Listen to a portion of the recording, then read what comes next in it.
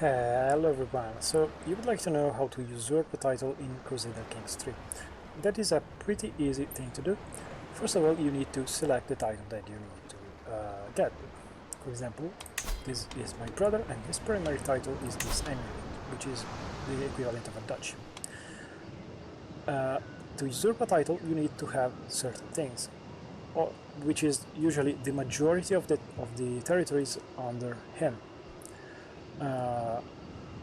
If that is present, for example, if my brother does not control the majority of this territory, in this case he does, but if he didn't, and if I fulfilled all the prerequisites, I could click here and usurp the title. It usually costs money, and it's something that you might want to do or might not want to do.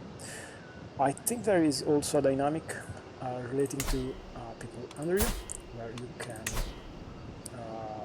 take over in certain situations things, and I maybe it was in the 2 and you can usurp others, but well, you need to control the territory, the majority of the territory of the title, and then you can usurp it and take it from someone else.